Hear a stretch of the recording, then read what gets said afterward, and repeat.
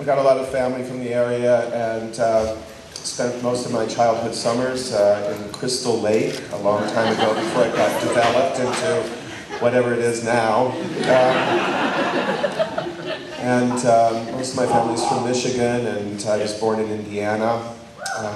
How many of you have seen Milk? Well, I think the most important message from Milk, and the thing that I most want you to understand after seeing that film and to remember and to hold close to your heart, is that I was that hot.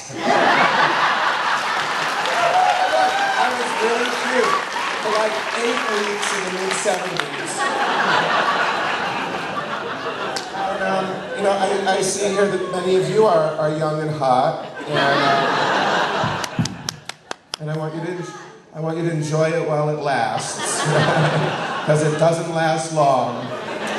And I remember when I was a little bitty homosexual back in Arizona, and I got a little scared, so I hitchhiked up to San Francisco, and I saw the old queens there, with their flat asses and their bellies and their jowls and their wrinkles and their dyed hair, and I thought, oh, that doesn't look like much fun. And that was part of the big lie. And that's the big lie they're still telling you. And that they still tell our children, that when you grow up and when you're old and queer, you're going to be alone and you're going to be pathetic and useless and have no family and no friends. Well, I'm 54, and this has been the best freaking year of my life.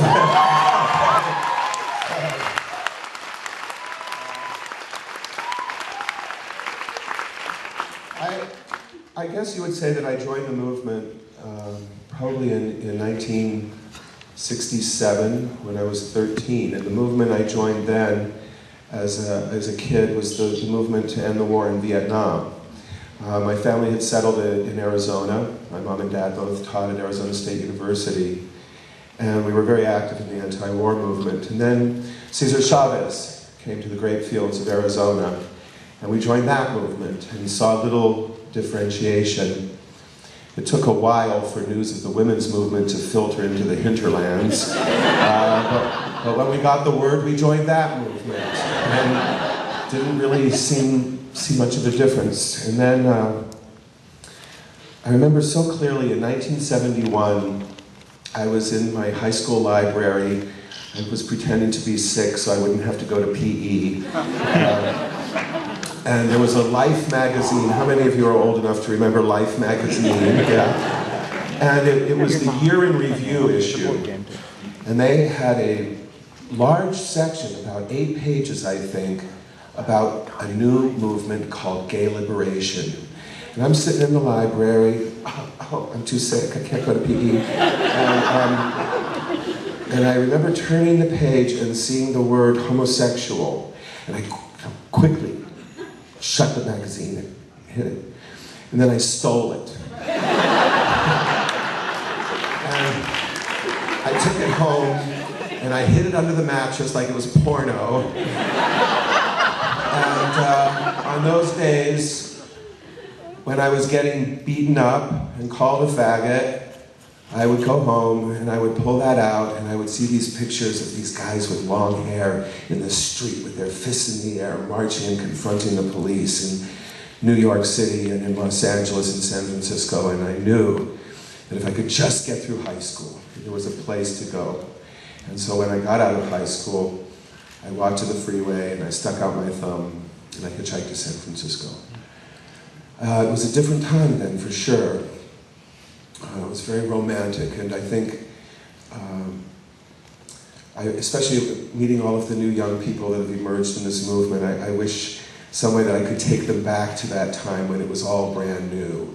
I think that was the most exciting part of it, that every one of us, you didn't have to be educated or politically or even all that smart to know that we were being allowed to participate in something that really was brand new, and it was so exciting.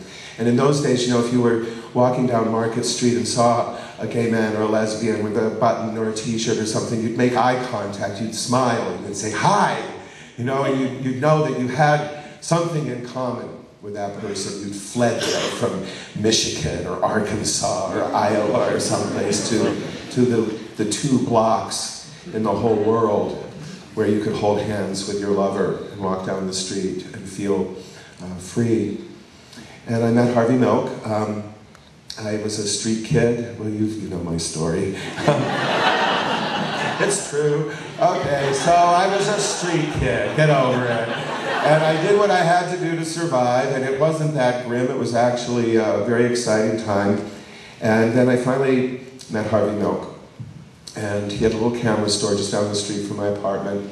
And he said, you know, you've got to go back to school. You're smart. You need to get an education. So I enrolled in San Francisco City College in the film department. I wanted to make movies. And I would go in and I'd buy supplies from Harvey. And then one day I learned that he was going to put together a Super 8 film festival.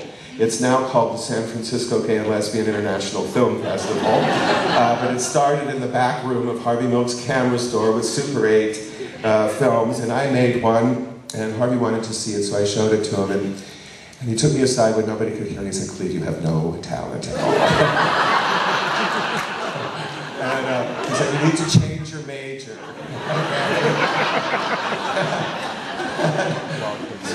Great, fine. Thanks, Harvey. And he said, "You should change it to political science, and if you do that, after I get elected, you can come and work in my office because I know you have the attention span of a lima bean and you're not going to be able to sit in class, but you can come and get credit in my office." I said, "Harvey, you've run 3 times, you haven't come close to winning." And he said, I'm going to win. And I said, "That's good because I don't do losing."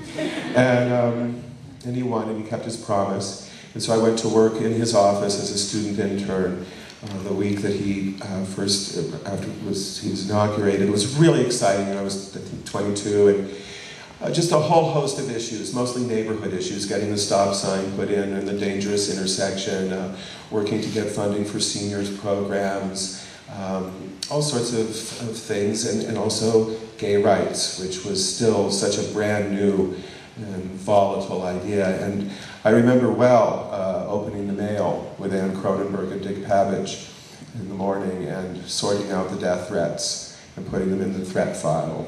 And the ones that were the most scary, we showed to the police, even though we suspected they'd sent it. And, I really loved Harvey, and I think it comes through in the film. Sean did an incredible job, but Harvey was the most empathetic person I've ever met. He was older than most of us, and I think it's important also to remember that he was a Jew who was born in 1930, so as he was coming of age, when he was an adolescent, when his political beliefs were forming and his sexual orientation, it was during the darkest years of the Holocaust, and I think that Harvey always carried that memory with him, and though he was very funny and joyous, there was always an undercurrent of sadness with him.